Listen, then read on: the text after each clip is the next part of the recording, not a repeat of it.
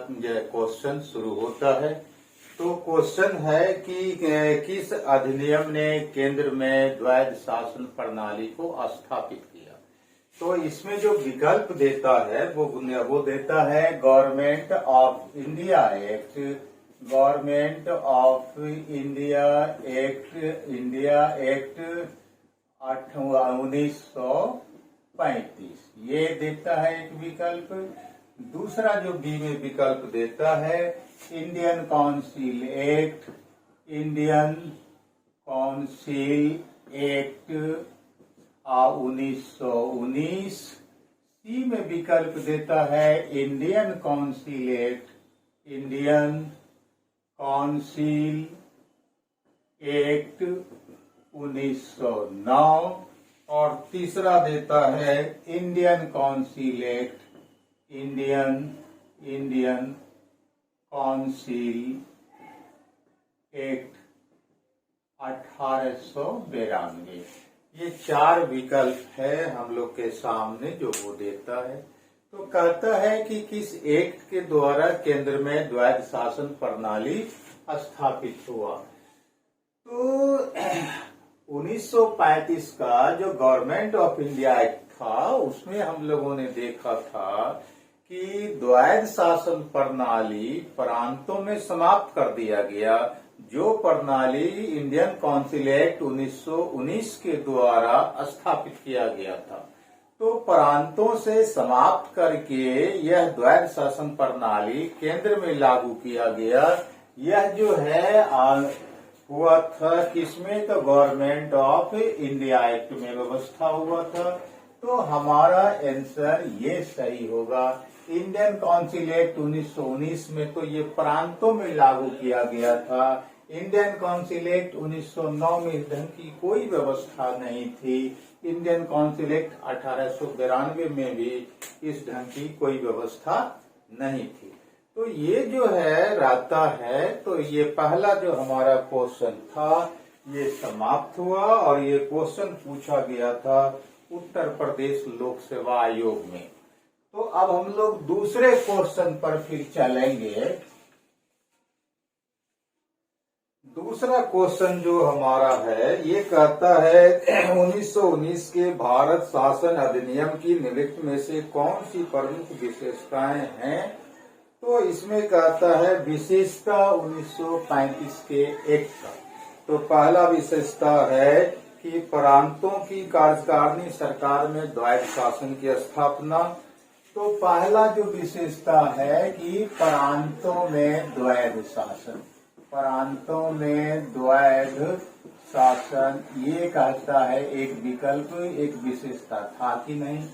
दूसरा विशेषता कहता है मुसलमानों के लिए पृथक निर्वाचन, मुसलमानों के लिए पृथक निर्वाचन की व्यवस्था थी कि नहीं, ये 1919 में। और तीसरा है कि केंद्र द्वारा प्रांतों को विधायनी शक्ति का हस्तांतरण, मतलब प्रांतों को विधायनी शक्ति का हस्तांतरण,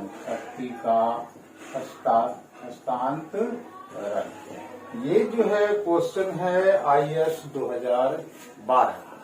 तो IAS 2012 का कहता है कि 1919 के एक्ट का इसमें से कौन कौन विशेषता सही है। यह 1919 के एक्ट की बात यह करता है। तो हम लोग क्या देखा है कि जो कल से परसों तक जो क्लास हमारा हुआ था वो हम लोगों ने देखा था कि 1919 के एक्ट के द्वारा ही प्रांतों में द्वैध शासन प्रणाली लाया था। तो ये विशेषता सही हो गया। मुसलमानों के लिए पृथक निर्वाचन, यह इंडियन काउंसिल एक्ट 1919 में नहीं था, बल्कि इसकी चर्चा या इसका प्रावधान इंडियन काउंसिल एक्ट 1909 में था। तो जाहिर सी बात है ये दूसरा जो है विशेषता गलत इसका हो जाता है। तीसरा है कि प्रांतों को विधायनी शक्ति का हस्तांतरण, तो ये सही होगा। ऐसा इसलिए कि हम लोगों ने देखा था कि जो है प्रांतों में जो द्वैध शासन प्रणाली स्थापित किया गया तो वहां जो है आपको विषयों का आवंटन हुआ था कि एक जो है आरक्षित विषय रखा गया और दूसरा हस्तांतरित विषय। आरक्षित विषय पर कौन शासन संचालन करेगा, तो गवर्नर प्लस उसका कार्यकारी परिषद। और जो है हस्तांतरित विषय पर कौन शासन चलाएगा, तो गवर्नर प्लस निर्वाचित सदस्य। उसके अलावा हमने देखा था कि शक्तियों का विभाजन हुआ था, केंद्र सूची और राज्य सूची जैसे बना था। तो जाहिर सी बात है कि तीसरा विकल्प भी सही होगा। तो ये पहला और दूसरा विकल्प हमारा जो है सही होगा। तो ये जो है आपका पहला और तीसरा होगा, पहला और तीसरा विकल्प हमारा सही होगा। तो ये हमारा तीसरा क्वेश्चन क्या कहता है, तीसरा क्वेश्चन कहता है भारतीय विधान पालिका प्रथम बार द्विसदनीय बनाई गई। भारतीय विधान पालिका मतलब केंद्रीय विधानमंडल, केंद्रीय विधान परिषद कब दो सदनीय बना, इसकी बात करता है यह तीसरा क्वेश्चन। तो ये जो तीसरा क्वेश्चन है इसमें जो कहता है कि पहला जो विकल्प हमको देता है वो कहता है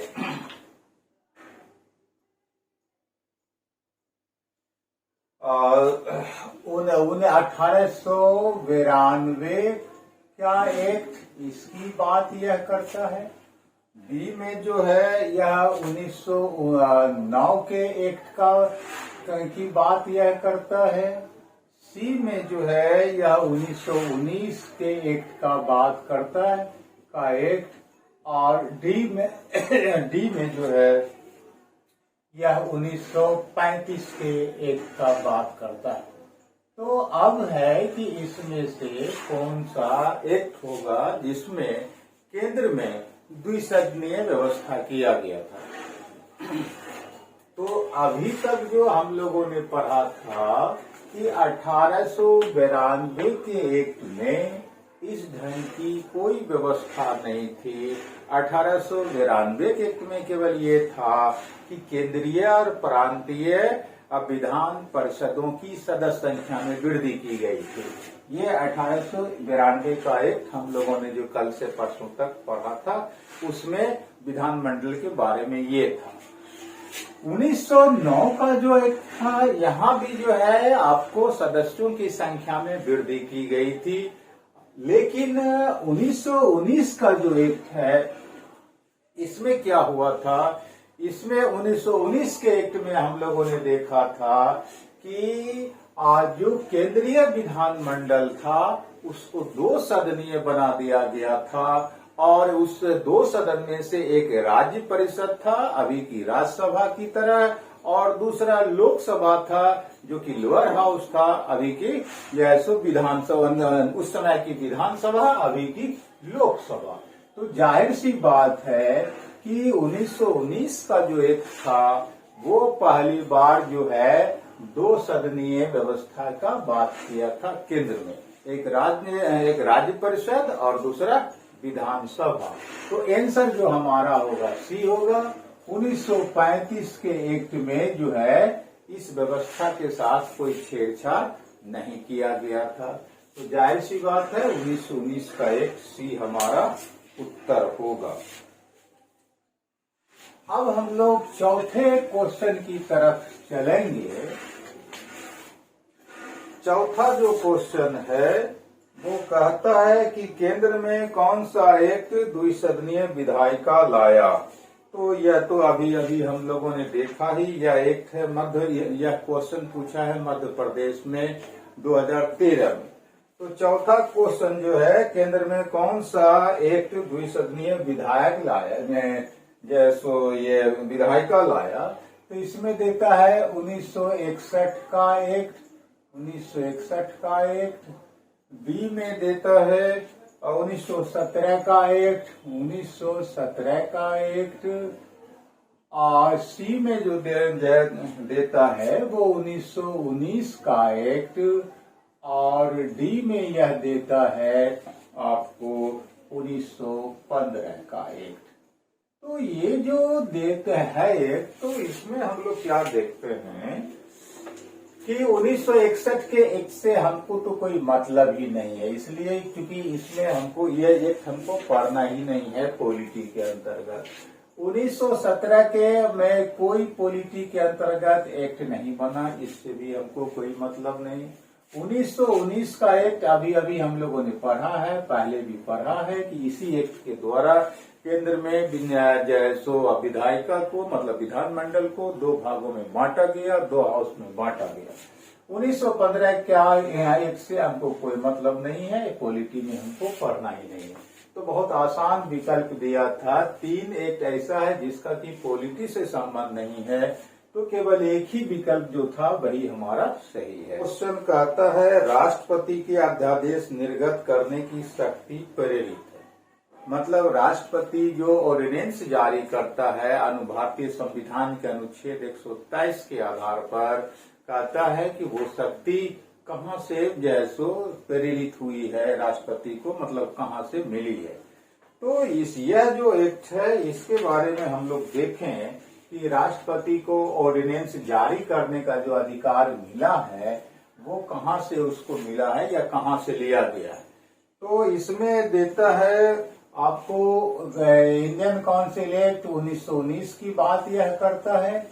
इंडियन काउंसिल एक्ट 1919 की बात करता है। बी में यह गवर्नमेंट ऑफ इंडिया एक्ट की बात यह करता है।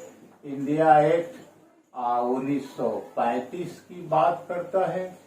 सी में यह बात करता है आपको इंडियन काउंसिल एक्ट 1909 की बात करता है।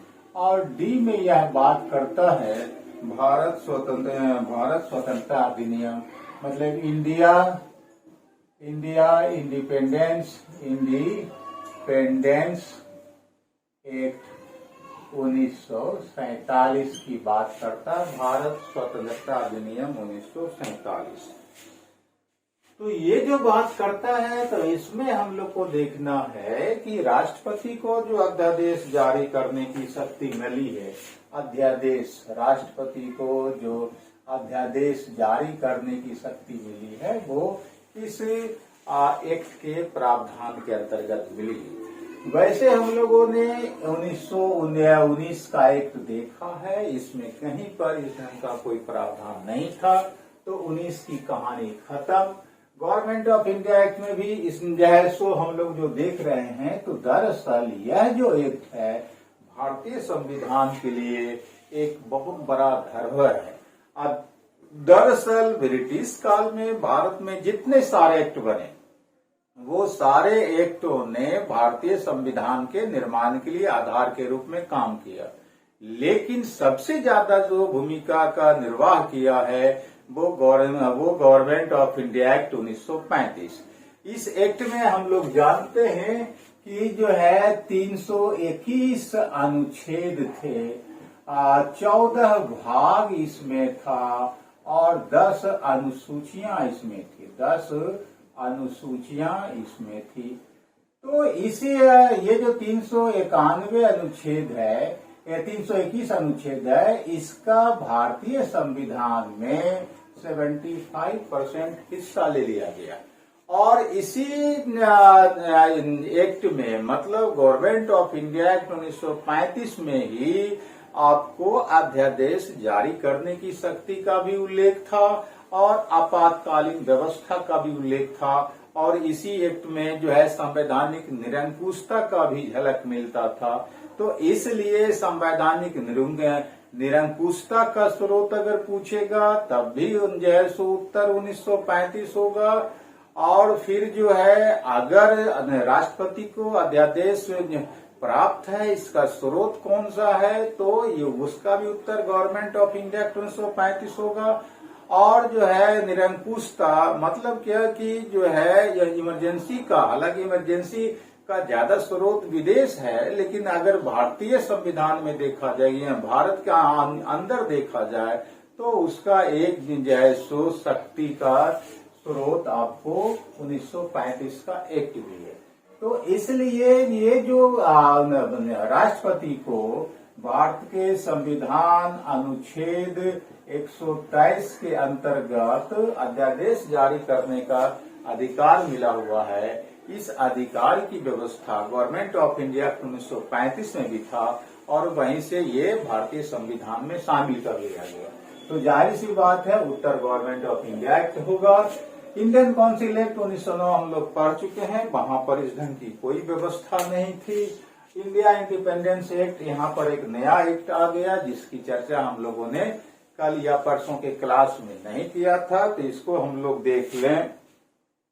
तो इस एक्ट में क्या प्रावधान था इंडिया इंडिपेंडेंस एक्ट 1947 में?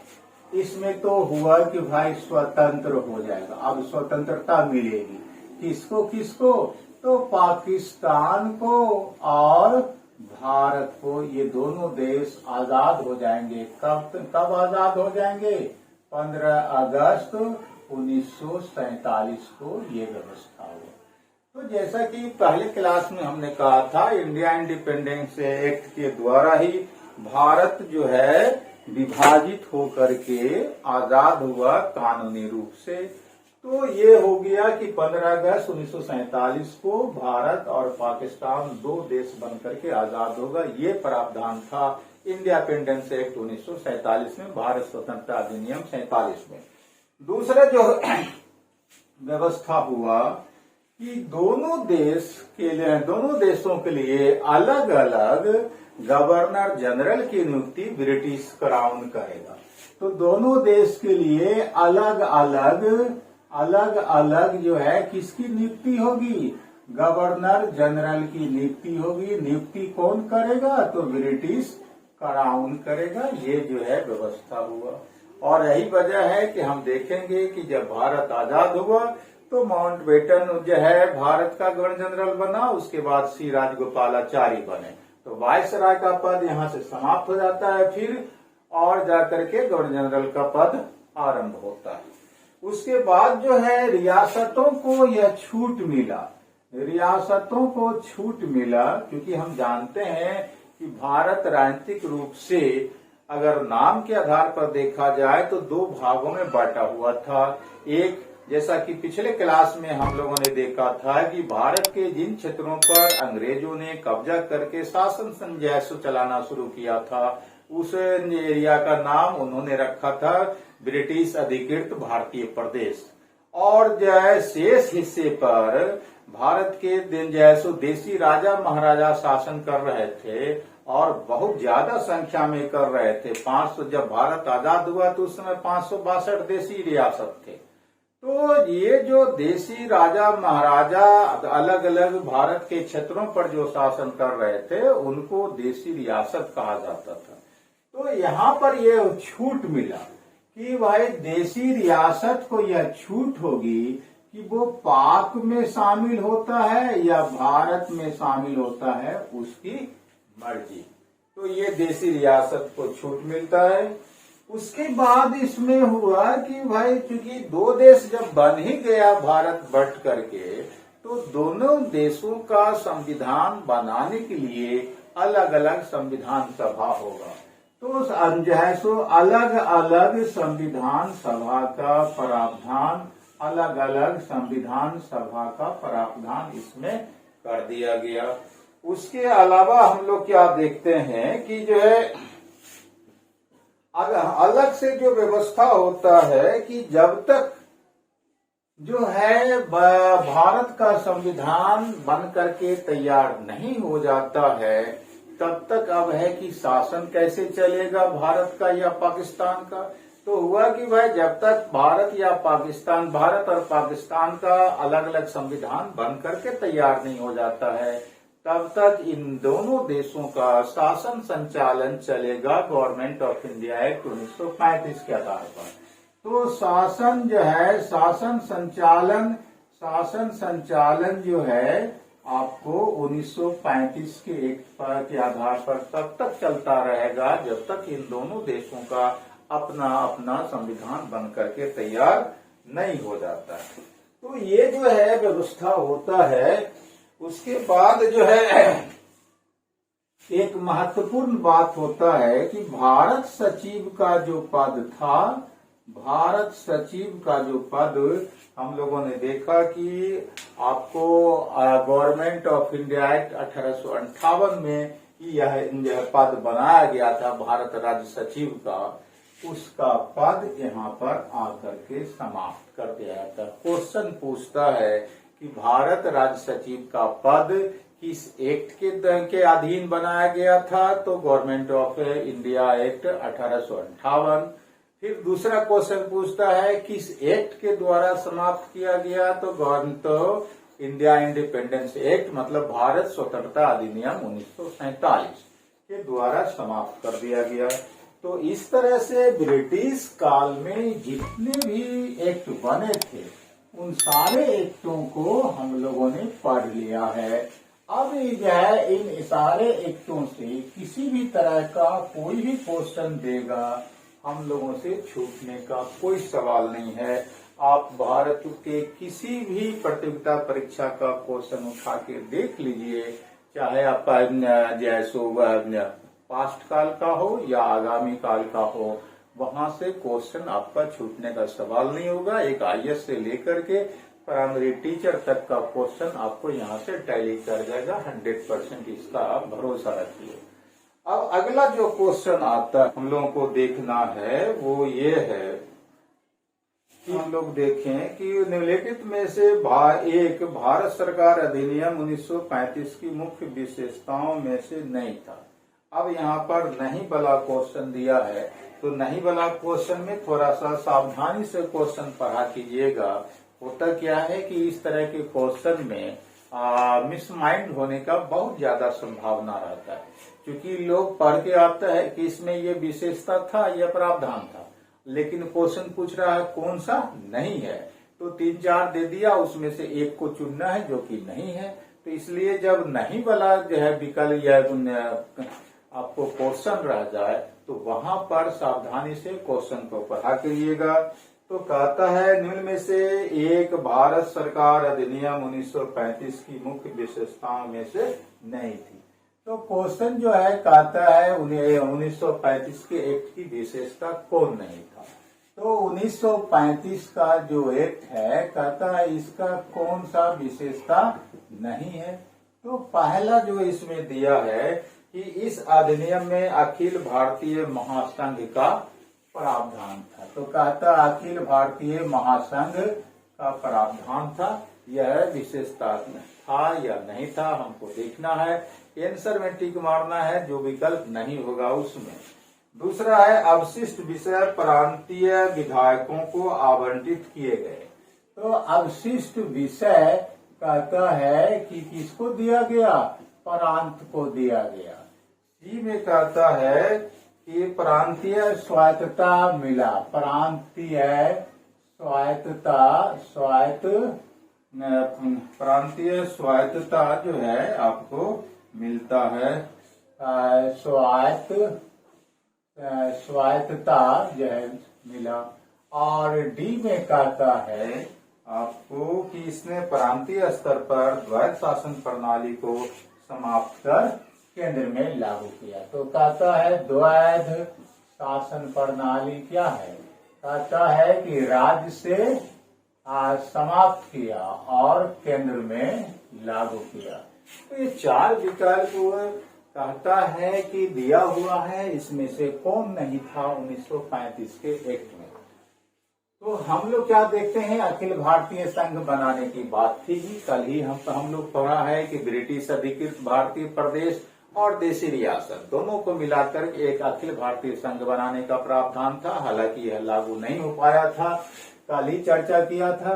अवशिष्ट विषय राज्य को दिया गया, इसका कोई प्रावधान ही नहीं था। इसलिए जाहिर सी बात है कि ये प्रावधान हमारा 1935 के एक्ट में नहीं था। प्रांत को स्वायत्तता मिला था गवर्नमेंट ऑफ इंडिया के 1935 के द्वारा, ये हम लोग पढ़ चुके हैं। और इसी के आधार पर 1937 में आपको भारत के ये 11 प्रांतों में चुनाव भी हुआ था। द्वैध शासन प्रणाली राज्य से हटाया गया था, केंद्र में से में लागू किया गया था। तो डी विशेषता सही है, सी विशेषता सही है, ए विशेषता सही है। तो जाहिर सी बात है कि जो है 1935 की एक्ट की कौन विशेषता नहीं थी, ये बी वाला, कि अवशिष्ट शक्ति प्रांतों को नहीं मिला था। तो ये भी हमारा जो है आपको क्वेश्चन हो जाता है। और ये क्वेश्चन पूछा था कब, ये क्वेश्चन पूछा गया है IAS 2 उत्तर प्रदेश में जो है ये राजस्थान में पूछा गया था 2016। तो राजस्थान लोक सेवा आयोग का ये क्वेश्चन था। अब अगला क्वेश्चन हम लोग देखें है कि एक संघीय व्यवस्था और केंद्र में द्वैध शासन भारत में लागू किया गया था।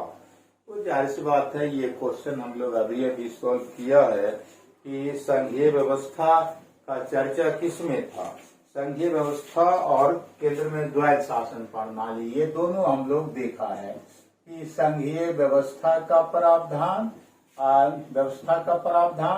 और उसके बाद केंद्र में द्वैध शासन, कहता है कि ये बताइए कि ये व्यवस्था किस एक्ट में था। तो आपको 1919 का अधिनियम, 1909 का ए में है 1909 का अधिनियम, बी में है 1919 का अधिनियम, सी में है 1935 का अधिनियम, डी में है इनमें से कोई नहीं। तो इनमें से कोई नहीं है, इनमें से कोई नहीं। तो ये जो विकल्प है, तो हम लोग तो बार बार इस क्वेश्चन को देख रहे हैं कि संघीय व्यवस्था और केंद्र में द्वैध शासन प्रणाली 1935 के एक्ट में था, यही प्रावधान था। और ये पूछा गया है उत्तर प्रदेश लोक सेवा आयोग के एग्जाम में 2013 में। तो ये हो गया। उसके बाद एक और क्वेश्चन है, अखिल भारतीय महासंघ स्थापित करने का प्रावधान शामिल किया गया था। यह उत्तर प्रदेश 2012 में है।